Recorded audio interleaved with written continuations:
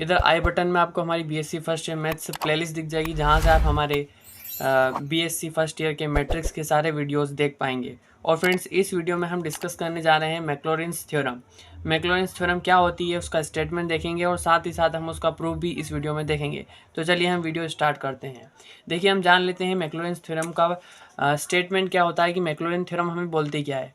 देखिए, मान लीजिए फ्रेंड्स, एक हमारे पास फंक्शन है एफ एक्स का कोई फंक्शन है और इसे हमें ऐसा प्रसारित करना है, इसको ऐसा बढ़ाना है, इसे एक्स की घातों में बढ़ाना है। तो उसके लिए हम क्या करते हैं, एक्स की बढ़ती हुई घातों में अगर हमें इसका हमें प्रसार करना है, तो हम उसके लिए क्या करते हैं, मैक्लॉरिन थ्योरम का यूज़ करते हैं। यही होती है हमारी मैक्लॉरिन थ्योरम और यही इस स्टेटमेंट में लिखा है। देखिए, माना एफ एक्स का एक फलन इस प्रकार है कि एफ एक्स को एक्स की बढ़ती हुई घातों में प्रसारित किया जा सके और यह प्रसार कितनी ही बार अवकलित किया जा सके। देखिए, यहाँ पर हमें एक फलन एफ एक्स है और उसे एक्स की घातों में प्रसार करना है और nth बार, यानी कि एक सीरीज बन जाएगी जहाँ पर n से भी ज़्यादा बार हम इसको अवकलन कर पाएंगे, डिफरेंशिएशन इसका हम कर पाएंगे।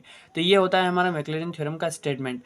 और देखिए, इसका मैथमेटिकली फॉर्म होता है, एफ एक्स एक फंक्शन है, उसको कैसे हम प्रसार करेंगे। देखिए, f x equal to f zero plus x f dash zero plus x square upon factorial two f double dash zero. देखिए फ्रेंड्स, यहाँ पर एफ डैश जीरो है, यहाँ पर यानी यहाँ पर एक्स की वैल्यू जीरो थी, है ना, वन थी, यहाँ पे एक्स नहीं है, फिर एक्स की वैल्यू वन आई, फिर टू आई, फिर थ्री, ऐसे कर करके कहाँ तक जाएगी, एन तक।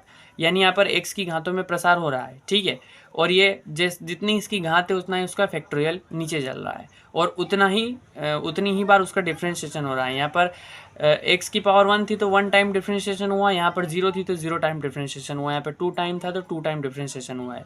तो आई होप फ्रेंड्स, और फ्रेंड्स देखिए, यहाँ पर आप यहाँ n इसकी पावर है तो n फैक्टोरियल है और n टाइम्स का डिफ्रेंशिएशन हुआ है, ठीक है। तो फ्रेंड्स, आई होप आप इसका मैथमेटिकली फॉर्म समझ गए होंगे। अब हम देख लेते हैं इसका प्रूफ। देखिए फ्रेंड्स, हम इसका प्रूफ करने के लिए हमें क्या करना पड़ेगा। देखिए, हम एक सीरीज मानेंगे, ऐसी एक फंक्शन मान लेंगे एफ एक्स, और ये फंक्शन क्या है, एक्स की पावर में बढ़ेगा। देखिए, यहाँ पर एक्स की पावर जीरो थी, यहाँ पे एक्स की power one two three four, और जो भी कुछ बचा है उससे ये सब क्या है, p zero p one p two p three p four, ये क्या है, हमारे कांस्टेंट है। देखिए, एक फंक्शन हमने एफ एक्स लिया है और उसको एक्स की बढ़ती हुई घातों में लिख दिया है, और साथ में अगर कांस्टेंट है वो सब हमने मान लिया है कि एक कांस्टेंट है पी जीरो, एक है p one p two p three p four.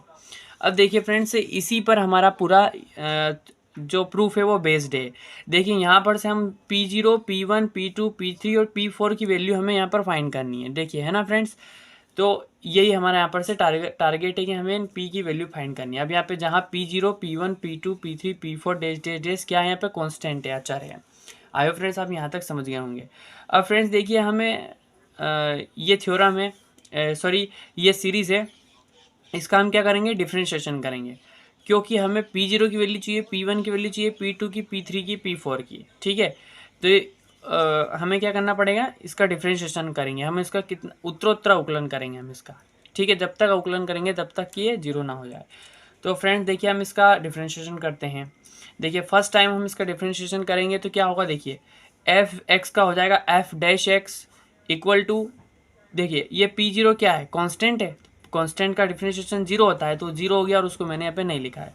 और यहाँ पे एक्स का डिफरेंशिएशन होगा तो एक्स का एक हो जाएगा, तो यहाँ से बचेगा पी वन प्लस यहाँ पे हो जाएगा एक्स टू आगे आ जाएगा और एक्स हो जाएगा तो टू एक्स हो जाएगा। पी टू क्या आ जाएगा, two p two x, x square का डिफरेंशिएशन हो जाएगा टू एक्स।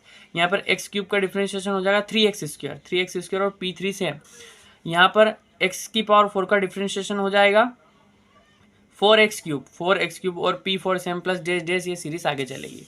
अब नीचे देखिए फ्रेंड्स, अब हम इसका क्या करेंगे, सेकेंड टाइम डिफरेंशिएशन करेंगे इसका, तो क्या आएगा, देखो एफ डैश हो जाएगा F double dash x, P one देखो कांस्टेंट है तो जीरो हो जाएगा, उसको मैंने यहाँ पे नहीं लिखा है, डायरेक्ट पी टू से स्टार्ट किया है। एक्स का डिफरेंशिएशन वन, यहाँ से आ जाएगा t two p two, x square का डिफरेंशिएशन हो जाएगा एक्स, सॉरी हो जाएगा एक्स स्क्वायर का डिफरेंशिएशन हो जाएगा टू एक्स, और टू का थ्री में मल्टीप्लाई होगा तो टू थ्री जा सिक्स, और पी थ्री एक्स, और एक्स की पावर थ्री का डिफरेंशिएशन होगा तो हो जाएगा थ्री एक्स स्क्वायर, और थ्री इसमें इंटू हो जाएगा, थ्री फोर जाएगा twelve x square, P four same, ठीक है, प्लस डैश डैश डैश, ये चलती रहेगी, सब में ऐसा चलता रहेगा फ्रेंड्स, ठीक है। और फ्रेंड्स, अगर हम इसका थर्ड टाइम डिफरेंशिएशन करेंगे तो एफ डबल डैश हो जाएगा एफ ट्रिपल डैश एक्स, यहाँ से 2p2 कांस्टेंट है, 0 हो जाएगा, उसको मैंने यहाँ पे नहीं लिखा है, p3 से स्टार्ट किया है। p3 से कैसे स्टार्ट किया, x का 1 होगा, यहाँ से बच जाएगा 6p3, यहाँ से एक्स स्क्वायर का डिफरेंशिएशन हो जाएगा 2x, 2 का इसमें मल्टीप्लाई होगा, 12 2 24 p4x। ठीक है फ्रेंड्स, और इसका फिर हम फोर्थ टाइम डिफरेंशिएशन करेंगे तो f ट्रिपल डैश x हो जाएगा f फोर्थ x, और 6p3 कांस्टेंट ये 0 हो जाएगा, और यहाँ पे x का डिफरेंशिएशन हो जाएगा 1, बचेगा 2 24 p4। ठीक है, अब फ्रेंड्स देखिए आप, हमने यहाँ पर से इनका डिफरेंशिएशन करा है। ठीक है, अब हम इसका n टाइम डिफरेंशिएशन करेंगे तो क्या आएगा, तो उसके पहले हम इस सीरीज़ का अगर हम n टाइम डिफरेंशिएशन करें तो क्या उसका nth टर्म आएगी, तो उसके लिए हम इसको थोड़ा सा और समझ लेते हैं। देखिए ये वाली जो टर्म है इसको मैंने यहाँ पे लिखा f(x) = p0 plus p1x plus p2x square plus p3x cube plus p4x की पावर 4 है ना, प्लस डैश डैश डैश। देखिए जितना यहाँ 1 है तो यहाँ पे x की पावर 1 है, यहाँ पे 2 है तो यहाँ पे 2 है, यहाँ पे 3 है तो यहाँ पे 3, यहाँ पे 4 है तो 4 है। जब हम इसका n टाइम करेंगे तो यहाँ पे n आ जाएगा, यहाँ पे n आ जाएगा। जब हम इसका n टाइम करेंगे तो pn xn हो जाएगा, और इसी तरह सीरीज चलती रहेगी। तो ये क्या हो जाएगा, इसका nth टर्म। और जब हम इसका n बार डिफरेंशिएशन करेंगे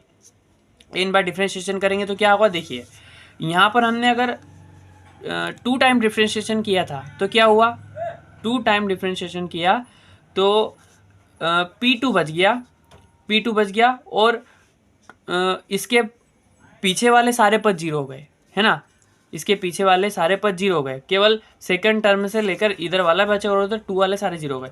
और जब इसका 3 टाइम किया तो इसका थर्ड टर्म से लेकर सीरीज बच गई, और बाकी के पीछे वाले सारे 0 हो गए, है ना।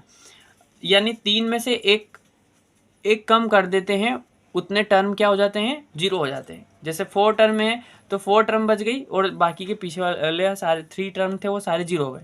उसी प्रकार जब हम इसका n टाइम डिफरेंशिएशन करेंगे तो देखिए n के आगे वाले सारे टर्म 0 हो जाएंगे, है ना, n के आगे वाले सारे टर्म 0 हो जाएंगे।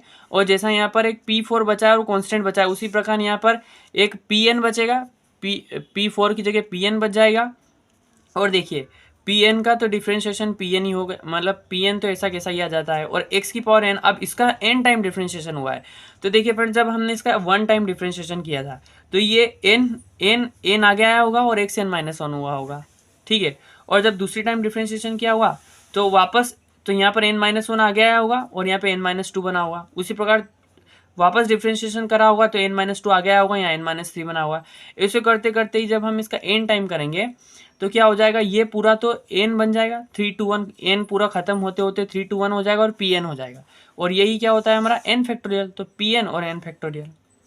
एक बार फिर से समझ लीजिए फ्रेंड्स, देखिए यहाँ पर pn xn का डिफरेंशिएशन हमने जब करा n टाइम, तो इसके आगे वाले सारे टर्म 0, और जब हम इसका डिफरेंशिएशन करेंगे तो वो कुछ इस तरह आएगा, और ये चीज़ें बन जाएगी। तो फ्रेंड्स देखिए यहाँ पर से हमने इसका डिफरेंशिएशन कर लिया है। अब देखिए आगे, अब देखिए फ्रेंड्स, मैंने बताया था आपको p0 p1 p2 हमें इसकी सबकी वैल्यू चाहिए। तो हम क्या करेंगे, यहाँ पर इनकी वैल्यू फाइंड करने के लिए यहाँ पर से देखिए, अगर हम x की जगह 0 पुट कर दें इन सब में, तो यहाँ से p1 की वैल्यू आ जाएगी, ये सारे 0 हो जाएंगे। यहाँ से p2 की वैल्यू आ जाएगी, ये सारे 0 हो जाएंगे। ये सारे 0 क्यों होंगे, क्योंकि x की जगह 0 आएगा तो ये सारे खत्म हो जाएंगे।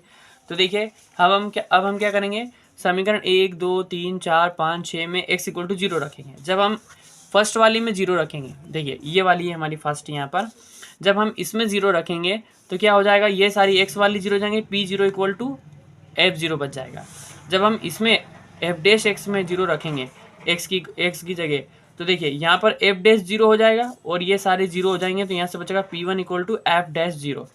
उसी प्रकार हम f" की जगह रखेंगे तो क्या होगा, ये सारे 0 हो जाएंगे और यहाँ से 2p2 = f" आ जाएगा, सॉरी x की जगह 0 हो जाएगा तो f"0 और 2p2 हो जाएगा, और यहाँ से p2 की वैल्यू निकालेंगे तो f"0 अपॉन ये 2 इसके अपॉन में चला जाएगा। और इसको हम क्या लिख सकते हैं, 2 को 2 × 1 यानी, और ये 2 × 1 क्या होता है, 2 फैक्टोरियल। तो ये f"0 की वैल्यू क्या आ गई, f"0 upon 2i, sorry p2 की वैल्यू आ गई है यहाँ पे। इसी प्रकार जब हम थर्ड में रखेंगे तो ये सारे 0 हो जाएंगे, यहाँ से बचेगा 6p3 f"x।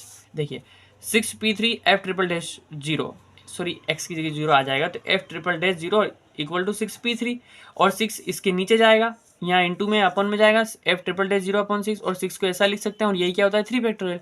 इसी प्रकार इस इक्वेशन का भी हमने यहाँ पर कर रखा है, तो उसका क्या हो जाएगा, f4 0 अपॉन 4 फैक्टोरियल।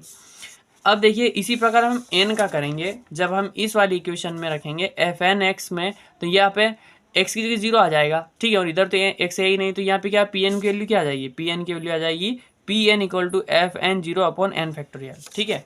अब ये जो मान आए हैं फ्रेंड्स यहाँ पर P1 के, P0 के, P2 के, P3 के, Pn के, ये सारे हम मान कहाँ रख देंगे, हमारी इस वाली F स्टार वाली इक्वेशन में, ठीक है। इन मानों को समीकरण स्टार में रखने पर देखिए ये वही इक्वेशन है, यही वाली, ठीक है। बस हमने इसका nth टर्म यहाँ पर लिख दिया है। अब हम जब इसमें इसकी वैल्यू पुट करेंगे तो आप देखेंगे कि यहाँ पर क्या आएगा, F x equal to P0 की जगह हमने क्या रखेंगे, P0 की जगह हम रखेंगे F0, तो ये हो गया हमारा फर्स्ट F0। उसी प्रकार P1x, देखिए P1 की वैल्यू क्या है यहाँ पर F'0, तो यहाँ पे P1 की जगह F'0 और x रखा। उसी प्रकार हम क्या करेंगे P2x स्क्वायर, P2 की वैल्यू क्या है यहाँ पर, P2 की वैल्यू है यहाँ पर F'0 अपॉन 2 फैक्टोरियल, तो हमने यहाँ पे क्या रखा F'0 अपॉन 2 फैक्टोरियल और एक्स स्क्वायर। इसी प्रकार हम क्या करेंगे P3 की रखेंगे, P4 की रखेंगे और डैश डैश डैश Pn की रखेंगे। Pn की वैल्यू है हमारी Fn 0 अपॉन n फैक्टोरियल, ठीक है। और यही क्या होती है फ्रेंड्स, यही होती है हमारी मैक्लॉरिन्स थ्योरम। देखिए फ्रेंड्स यही स्टेटमेंट हमारा मैक्लॉरिन्स थ्योरम होता है। तो इस प्रकार हमारी मैक्लॉरिन्स थ्योरम प्रूफ होती है फ्रेंड्स। आई होप फ्रेंड्स आपको वीडियो पसंद आया हो। वीडियो पसंद आया तो वीडियो को लाइक करें, वीडियो को शेयर करें और चैनल को सब्सक्राइब करें। Thank you.